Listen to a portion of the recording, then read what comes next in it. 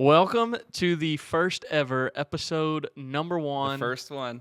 Annuity Fun Guys podcast. Here we are, a couple of dudes. Crazy, Josh, that, Tuesday or Wednesday this week, we're having random conversation.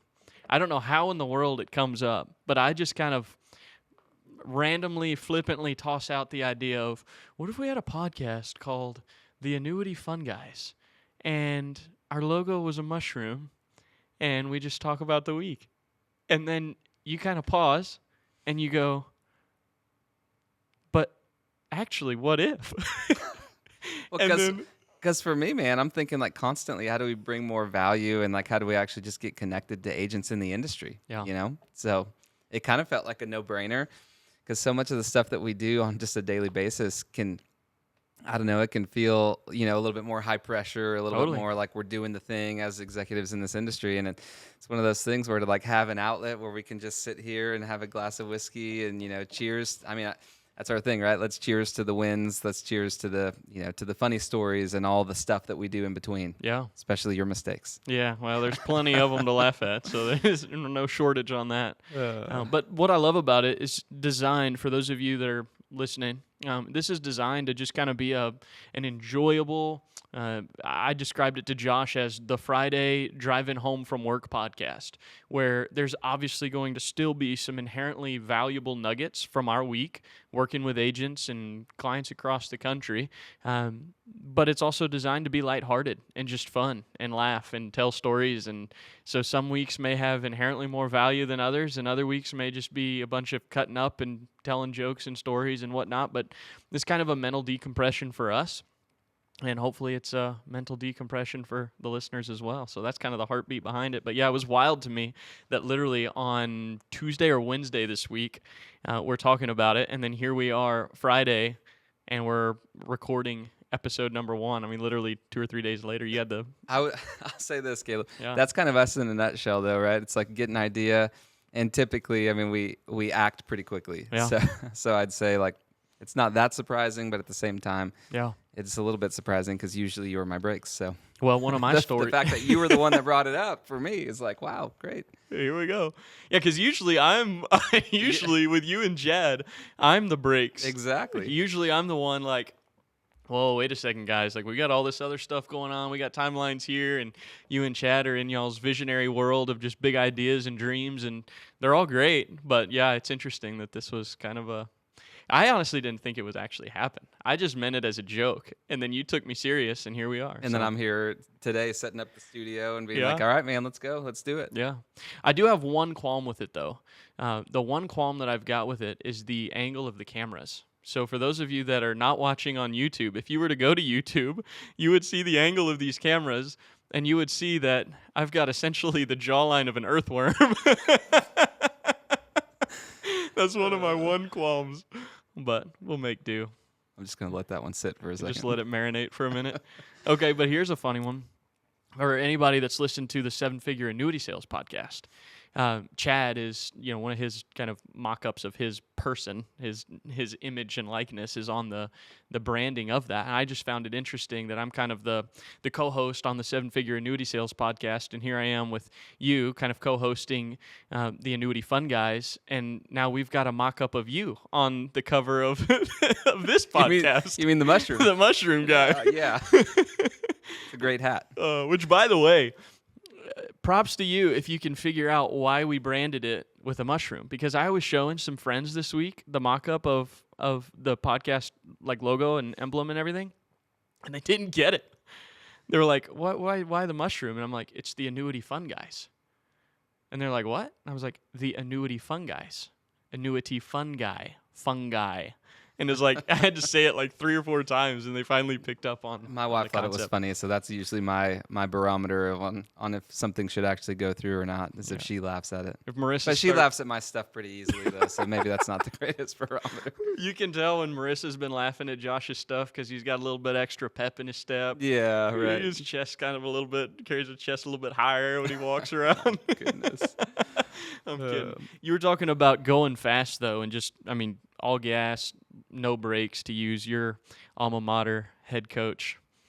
That's the Longhorns for those of you football fans out there. Steve Sarkisian says it, all gas, no brakes. But it was funny. I was talking with an agent actually today. She was a lady that signed up for our pro training in Retirement Realized Agents Academy a while ago, and then upgraded to our new and improved Annuity Architects program. And after she upgraded, she starts going through it, and she was like, "Oh my gosh, like there's a lot in here," and there is. And she emailed me, and she goes, "Caleb, I think I might have bitten off more than I can chew here. Got a little bit ahead of myself on this, and probably need to talk to you about trying to cancel my membership and get a refund or something." I said, "Okay, well, before we go there, let me just get on a Zoom and give you a walkthrough of the program, show you how to navigate it, how to use it, get practical value out of it," because she was having some navigation issues. And so I get on a Zoom, and this was actually today. I get on a Zoom with her, and I'm just talking to her, and she goes, "Yeah, I'm got a lot of debt built up right now. I don't really have leads. I don't really have money for leads. I've never sold an annuity. I've historically only sold like life and health insurance, and that's mostly dried up. I've actually got a salary job right now." And I'm like, whoa, okay, so this is like a whole different type of scenario than somebody that's an agent in the industry that's learning from the program and everything.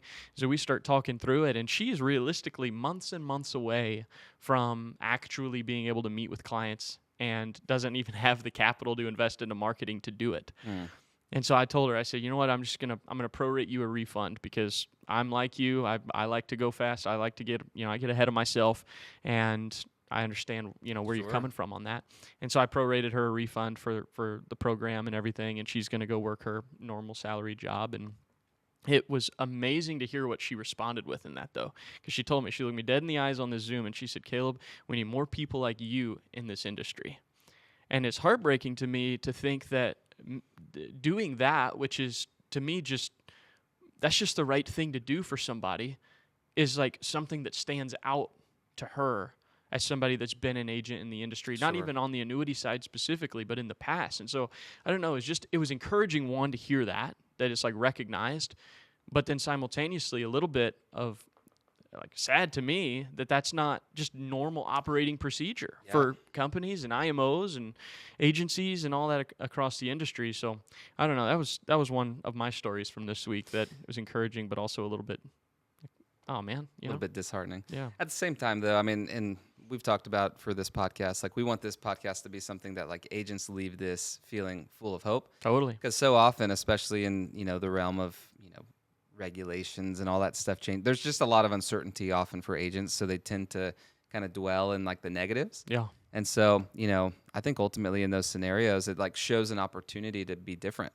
Yeah. Because if people are constantly in this world where they're like just trying to take and not really be willing to give, or like actually just realize that sometimes people bite off more than they can chew. It's real. Sometimes agents take longer than you would think to get good at selling annuities or positioning whatever other lines that they're actually working within.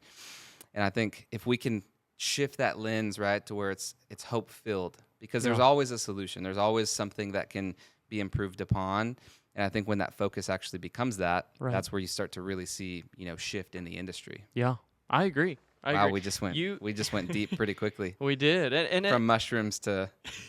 Well, and I mean it as a hopeful thing. When I tell that story, I'm going to look up a post that you made earlier this week and share that real quick. But when I share that story, I do mean it as a hopeful thing, and hopeful in the sense that so many of the agents that we work with do run their business with ethics and integrity, and they treat their clients right, and they're operating with the highest threshold of ethics and integrity. I mean, the same words we always use to describe it. And so I mean it as an encouragement in the sense that if you're doing that, as so many of our agents are, there is inherently going to be an element of stand out, because there are agents that are not, there are IMOs that are not. And so it's like just choosing to do the right thing. It does for some reason, somehow. And it's disheartening that it's the truth, but it is the truth. It creates a distinction amongst other professionals that may be in your same line of work. Right. You made a post earlier this week that I wanted to share just about doing the right thing, if I can find it. I think on that, I mean, I saw a couple LinkedIn posts floating around this week talking about, people doing what they would consider to be the right thing. And it's funny because sometimes we get this perception that like the ethics, it can change based on the organization or the entity, when ultimately, like, I would argue that there's a general standard of ethical practice, Sure. right? Like, there's a right thing that typically can be done, and there's a wrong thing that typically can be done. And I think often when the internal, like within an organization, when that actually gets prioritized over the actual like right thing to do, right, that's where you start to see these weird skews and like people doing their own things and moral dilemmas and all that kind of stuff within the industry. It's like, we would just operate on like a normal human being moral compass of, I mean, it's the golden rule, right? Do unto others what you would want them to do to you. It's the thing that most of us have been taught since we were children. And if we just operated like that, then we would actually see that, man, we could have huge impact positively in the industry. Totally. Yeah, I found your post, and you were basically shouting out those individuals that do choose to operate with ethics and integrity. Because yeah, for us, it feels like standard operating procedure, but it's often not. Sure. For me, as somebody that a faith-filled guy, I try to ask myself the question of, in any situation, I look at it and I think there are 100,000s of different ways that you can respond, you can react, you can handle the situation, right? There's no shortage of ways that you can do that. But the thing that I constantly try to remind myself is that there's only one way that Jesus would respond. And so for me, that's like kind of a guiding compass. Mm-hmm. It's like, in this situation that's in front of me right now, of all the options that I have on the table, what's the way that I believe Jesus would respond in this? And so you take the example of that agent from earlier, on the call. I chose the path that ultimately nets the company less revenue. In turn, nets me less, income potentially, as a partner of Retirement Realized. But it seemed like the right thing to do. It felt like that was the way that Jesus would handle that situation. And so, again, regardless of kind of where you find yourself aligned, faith or non, or whatever, it's kind of regardless. Mm-hmm. And I'll even say, like, I mean, we tend to, we are all faith-based people right here at Retirement Realized, and like our partner team. That's just a huge value for all of us. But we work with tons of people who aren't. Right. So for us, that's never like a line in the sand that we draw where we feel like we can't now work with somebody because they're not aligned in that way. Totally. And I think that's the ethical compass as well, right? It's like when you isolate people that aren't aligned with you or that aren't in a similar, walk of life as you, that's literally the epitome of it. Right. Yeah, I agree. Just to interject that real quick. No, I agree. And so you're absolutely right. It's a point of foundation for us. But I would encourage, anybody listening, regardless of where they would find themselves aligned, is like, what is that compass to you? That's kind of that guidepost, so to speak, that you're assessing your daily operations against. For me, it's that question of, in any given situation that I'm presented with, there's all these different options of ways they can handle it, but what's the one way that Jesus would respond? Because if he was in my shoes, there would only be one way that he would respond. Sure. It's just, that's what he would do. It's not, and so, anyways, that's kind of my barometer there. But yeah, man, well, going deep on week one. Yeah, what's a lighthearted story from the week? What's something lighthearted from the week?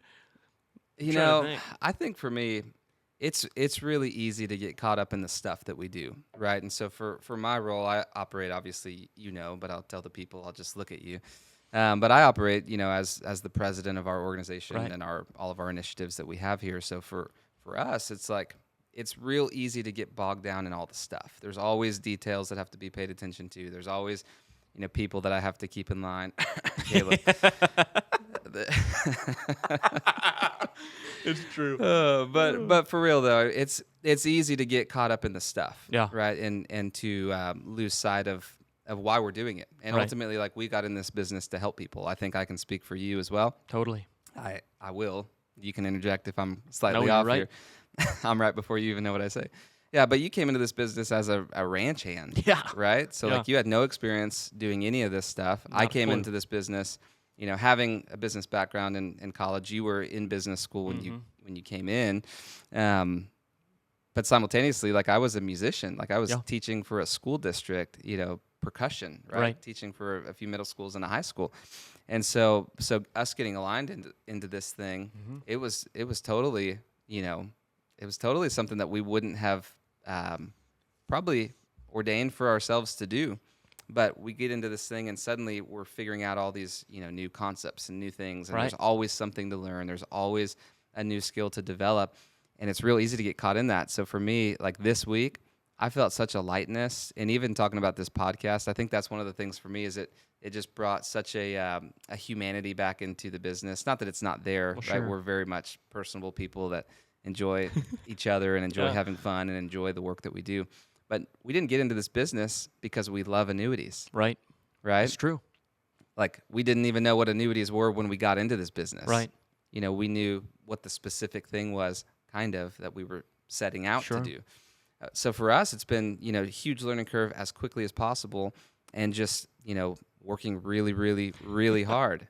Putting in long hours, staying up super late, studying products, studying strategies, studying business principles, all these different kinds of things in order to get to the place that we're at now. So even for agents that are listening to this, one of the hope-filled things is like, regardless of where you are, regardless of the background that you're coming from, there is so much hope for you to actually succeed in this business. Right. Because if a ranch hand like Caleb can do it, then anybody can do it. It's so true, man. We joke about Chad too. Well, you could say the joke about Chad with his education, so that I don't have to. If Chad, who these are his words. These are my words. No, these are Chad's words. Well, about that's true. His education. He would back it up for sure. But if Chad, who graduated from high school on Hawaii, Maui, and has no college degree, can produce $20, $25, $30 million a year in annuity premium, then anybody can.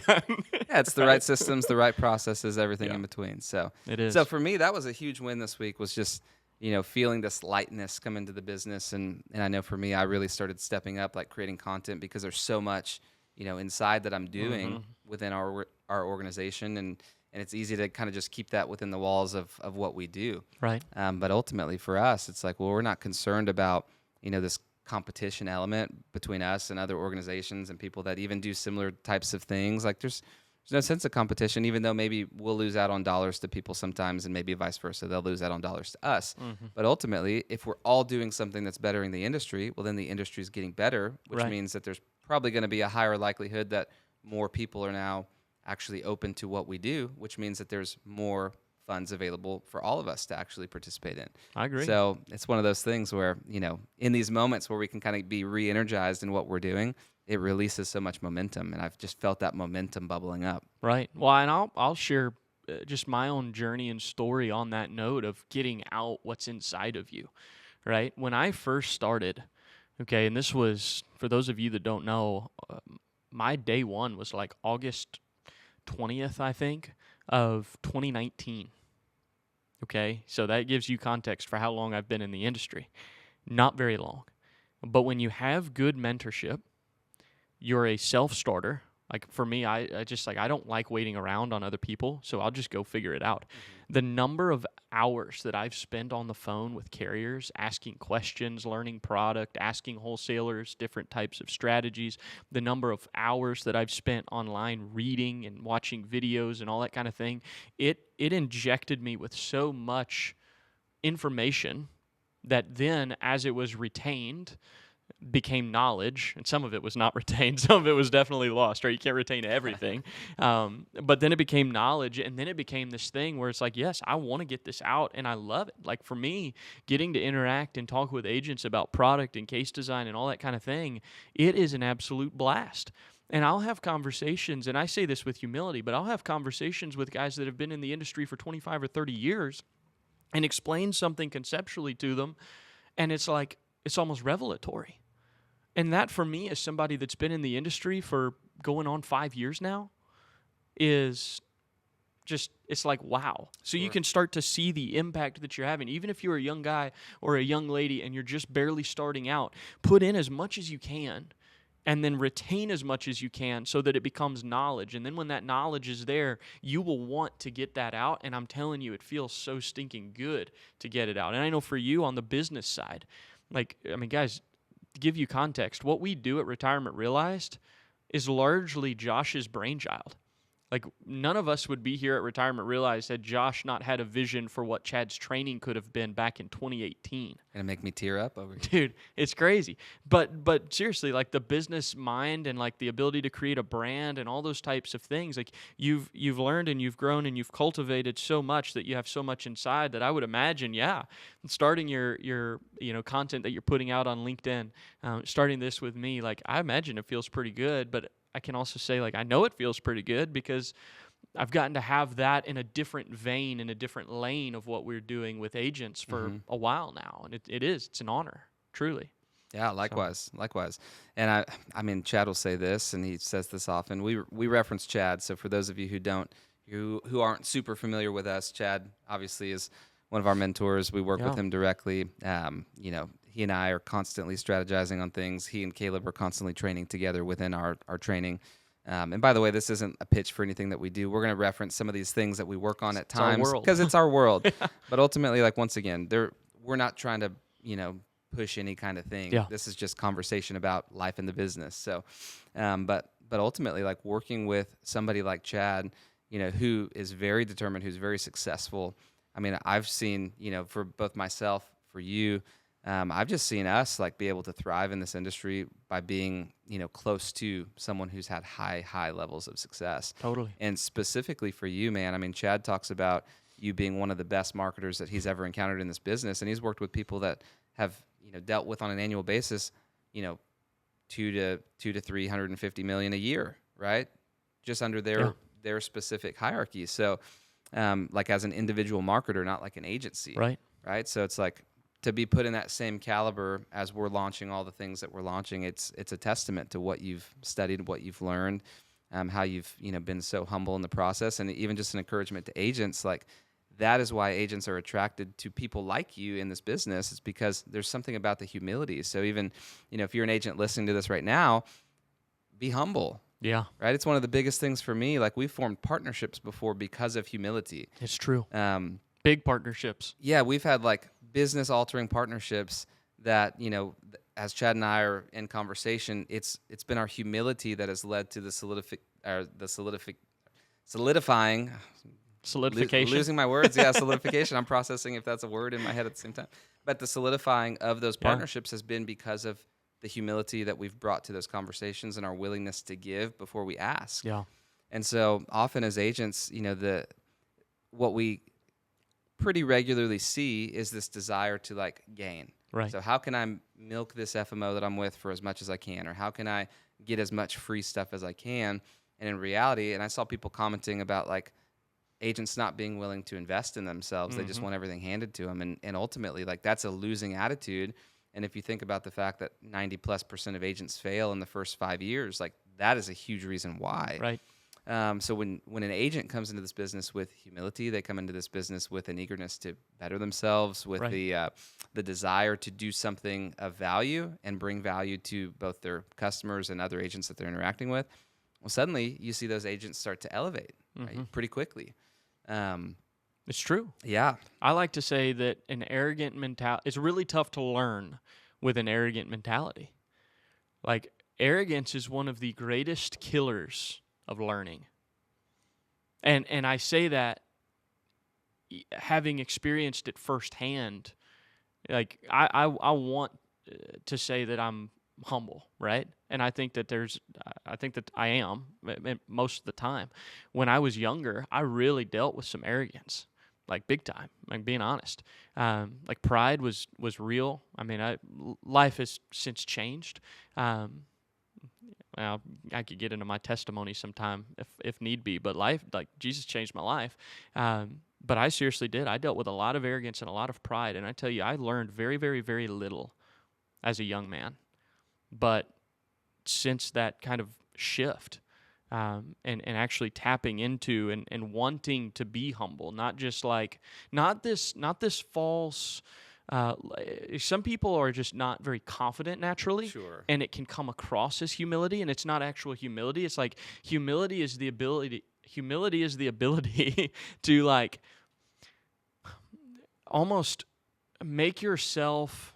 It's not lacking confidence, but it's not putting yourself out there as the end all be all. Yeah, the hottest thing, the greatest thing since sliced bread. It's like you can carry confidence and humility at the same time. Right. And it's one of those things, it's like it's hard to put words to, right?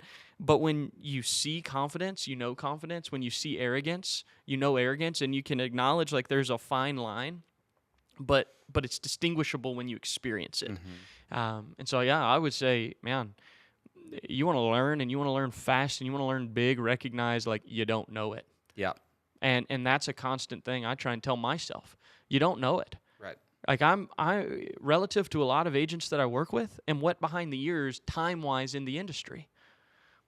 Yeah, there are things I'll share with agents, and it'll be, wow, 25, 30. I had one of those this week with a guy talking about income and positioning income annuities with clients, and we were talking about the difference between interest rate of return and internal rate of return and how you can use that conversation around your income positioning.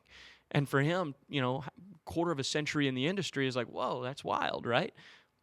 You can't take that success and let that success create an arrogance in the next conversation. Otherwise, there will be things in the next conversation that you could learn from that you'll never get. So yeah, humility is huge. Yep. Humility is huge. And I will say, Josh, we're kind of ping-ponging these compliments back and forth, and I didn't intend for it to be that. But in all truthfulness, you're one of the most humble leaders I've ever seen. Like seriously, when you look at humble leadership, servant leadership, like you carry that in spades. I appreciate that. So I appreciate that. I've had to work on that a lot too, and my wife has done numbers on me for that as well. It's largely why, for those of you, if you follow us on LinkedIn or whatever, if I repost anything of Josh's, I always hashtag El Jefe Te Amo. And it means the boss that I love. And so that's my nickname for Josh. If you haven't, cheers to that. That's my nickname for Josh if you haven't heard it. El Jefe Te Amo. Anyways. Well, hey, do you have any funny stories from this week? Anything? Funny stories? Maybe funny is not the right word. Let's say anything that was like a funny experience, or like, man, I didn't see that coming, or like, I can't believe that this agent asked me this question. Not like it was a dumb question. That's not what I mean. But I mean more so like anything off the cuff that you've encountered this week that was a little bit off the rails. This week, I can't really think of anything. My weeks as a marketer, case designer, what we call them, agent development specialist. That's what Retirement Realized Financial calls our marketers. No week is ever the same. And some weeks are just case design out the wazoo, and you're just constantly, it seems, doing case design for agents. And then other weeks, it's a lot of recruiting calls. And then other weeks, it's, it might be something completely different, checking on, status, IGO status to sell, in a particular state for an agent or something like that. This week was very, very heavy with demo calls for our software, our agency marketing suite.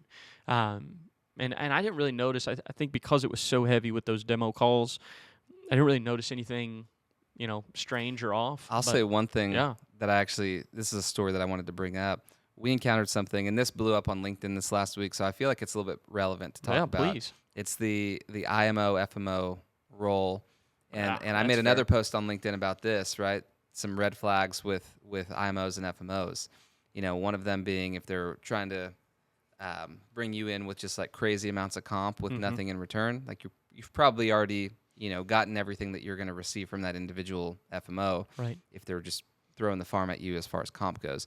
But the second thing that I referenced was these crazy agreements where they just lock you in and they throw away the key and they don't even know where the key is, but it's just such a slimy thing to do. And we encountered one of these, and I laugh because it's almost comical. And I don't want you to say any names. Like you'll find we're not gonna blast anybody like that, but we're gonna talk more about like conceptual things, right? So talk about this concept, because for agents that are listening to this podcast, it is imperative. And I laugh at that because it seems obvious, but I don't think agents actually realize sometimes that they get into these agreements that suddenly their business is just like locked up. Right. Now, from a legal standpoint, a lot of these probably wouldn't hold up in a court of law. Sure. But for an agent, especially an agent who is being established and who is, they're not even established yet, right? But they're trying to establish their foothold in the industry. They're probably not going to have the funds to go fight something like that in a legal battle with an agency that has way more money than they do, and Totally. and they're probably willing to do it, or they'll at least try to scare you into not doing it, not filing that suit. So share the story that you encountered this week with the agency that was trying to hold an agent hostage. Yes. Okay. I forgot about this story because this would definitely fall under the category of that question that you asked. Was there anything wild and crazy? You were, man. You gave me a lob and I just dropped it. Okay, before I get into the details of this one, I think having shared meaning on standard industry processes and workflows is pretty important. So from a contracting perspective, when you actually go and you're going to get a contract to sell a particular insurance company's products, you're typically going to go through a marketing organization, an IMO and FMO, to do it, right? We know that. The thing is that those marketing organizations have essentially two different ways that they can categorize an agent's contract.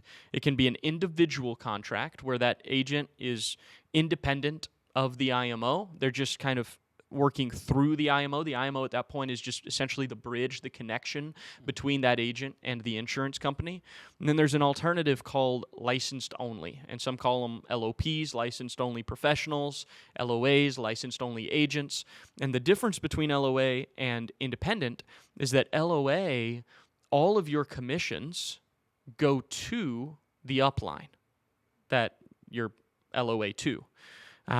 I was working with an agent this week who got contracted with this particular marketing organization as an LOA agent to them. So that upline, that agency, IMO, whatever you want to call them, they own all of the agent's commissions, and then they create an internal agreement with that agent to determine comp and all these other kind of regulating rules that that business relationship entails. They also own all of the agent's clients, all of the policies. So that agent, as an LOA, is considered a servicing agent, but not the agent of record.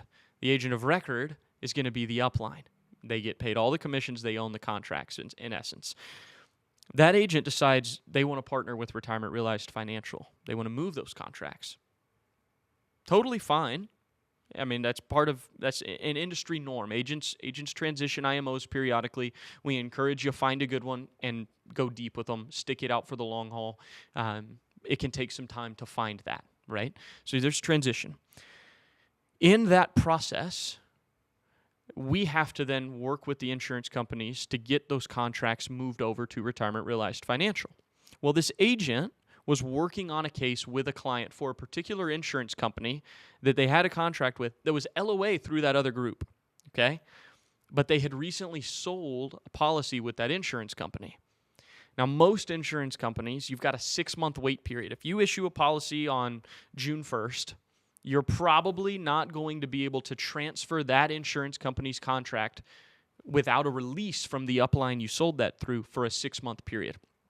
This particular agent signed an agreement with this upline, this IMO, that for a period of 6 months following the termination of that agreement, that they would not be able to write business with any of these other carriers. So we're working with this insurance company trying to get this agent's contract moved over. They say we need a release or the agent needs to wait 6 months of non-producing, with that particular carrier. The carrier that said that. Well, that carrier happens to have some of the most competitive indexed annuity products on the market right now, so it opens a whole can of worms around doing what's best for your clients. Because if the agent just stops selling that carrier for a period of 6 months, you can make arguments for a lot of those clients that they would be selling over that period that they didn't sell what was in those clients' best interest because they're not selling this particular carrier. On the flip side, they need a release to not have to wait that 6-month period. The IMO that they were formerly with won't sign the release. Not only that, but the IMO that they were with that won't sign the release also told the agent that if they were to sell one of these insurance companies that they held previous contracts with under them, that they would retain all of the commissions for the policies sold and distribute none of those to the agent. Because for the agent to receive any commissions, they had to have this internal agreement with that agency established. That agency just canned that whole agreement when the agent told them that they wanted to transfer IMOs. So it literally put this agent between a rock and a hard place where if they don't sell this particular company to their clients for the next 6 months, you can make an argument that they're not doing what's in their client's best interest for a lot of cases. And if they do, it just perpetuates this 6-month wait period, this cycle, because that IMO will not sign the release. And so I'm working with the insurance company and the agent and some evidence to try and get this insurance company to actually release that agent's contract as an exception to their standard 6-month wait rule without a release. And we're making progress, but it's nothing set yet. Well, and the thing that I wanted to say about that was just going back to our initial conversation, right? It's like, how are you structuring your business operations? Yeah. And as an agent listening to this podcast, like, how are you structuring your alliances in the industry? Because there's a lot of companies. This agent who we're talking about here, great agent. Yeah, like great producer, been around agent in the industry for a long time. Yeah, he's got a lot of experience. There's a clause in a contract that has created this issue, right? Yep. So how do you actually avoid these things prior to them coming along? So I would even encourage anybody listening to this right now, if you're in any kind of similar agreement like that, like go read your fine print in your contracts if you have contracts. Yeah. Because your IMO, your FMO, whoever you're associated and affiliated with, their job is to serve your business, not to trap your business. Yeah. And often that's what we see, right? We see all of these like kind of borderline, and I don't want to be too extreme here, so I'm going to actually retract what I was about to say, but fair enough. But you see these hooks getting put in, yep. right? There are these hooks that are getting put into these agents to actually hold them, in essence, captive when they're independent agents. They're independent producers. But often these clauses get slipped into these contracts where they're suddenly, unable to actually do what's in the best interest of the client, right? And who's ultimately responsible for that? Yeah, the agent. Yeah, and I'll this is a personal thing. I get rather fired up. You've seen me get pretty fired up before about some of these things that happen when agents get treated like that. It really bothers me to have that 6-month wait period at the carrier level. And I understand that carriers are trying to extend loyalty and preference to the upline that got them the business, right? So if a policy gets issued, the carrier is looking at that policy as, well, we probably wouldn't have gotten this policy had that upline not been a part of the picture. So now we're going to not allow that agent to transfer their contract for 6 months unless that upline releases them. Right. The problem that I have with that is then if an agent wants to move their contract, it's probably because the IMO they're with hasn't earned that agent's business. And so that 6-month wait period just perpetuates the agent being stuck with an IMO that had the opportunity to work well with an agent and, from my perspective, failed. Right. And now they won't sign the release to do it. So right. it just kind of perpetuates the issue, in my opinion. But yeah, I would say 2 things for agents to double check after they get contracted, regardless of who the IMO is. Call the insurance company that you're contracted with and ask them, because you're the agent, you can call on all of your information. You have an open line of communication to all of the insurance companies. You are not stuck to only operating through your IMO. Okay? Call the insurance company, their contracting department, and ask them if your contract is an LOA contract, licensed only, or if you're an individual independent contract. And then ask them what the commission level is. And they'll tell you. Because I've had it before too, where IMOs have told an agent they're at some commission level, and then I'm talking with the agent, cross-referencing the grids, and what they're making is not actually at the level that the IMO told them they were. Right. And so verify those 2 things. That if you're trying to be an LOA agent to an IMO, great, but verify it. If you should be independent, verify it. If you're supposed to be at street, verify it. If you're supposed to be above street, verify it. Like, just double check if the IMO tells you XYZ about your contract with a carrier through them. Double check that at the carrier level that's actually how it's structured. Mm-hmm. And you'll save yourself a lot of headaches on the back end. Yep. So there was one crazy story from this That's week. one crazy story. Not a lighthearted story, not a funny story, but one that is, yeah. We've got some funny stories coming, though. I mean, we need to get the details on them before we show them, but I'll just put a couple little teasers. I know one in particular that we definitely need to share on here was an agent. I won't even say the name yet, but they actually showed up to an appointment face-to-face at a nudist colony. So we'll share this. We'll share this story coming up in the next few weeks.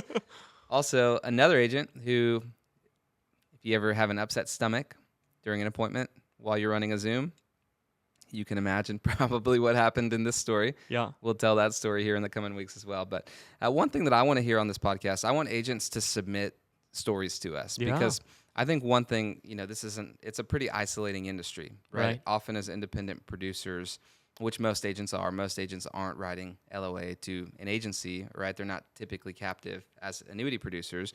And so it can be a little bit isolating when you're kind of like feeling like you're on this island.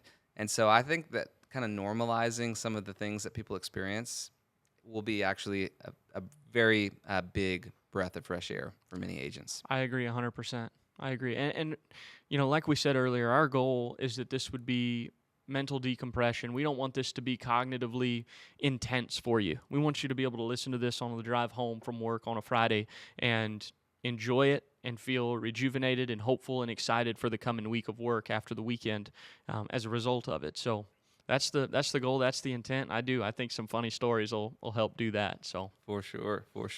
Well, you got anything else for us today, Caleb? That's a wrap for me, man. That's a wrap for me. We are the Annuity Fun Guys. Cheers to another great week. Yep, cheers.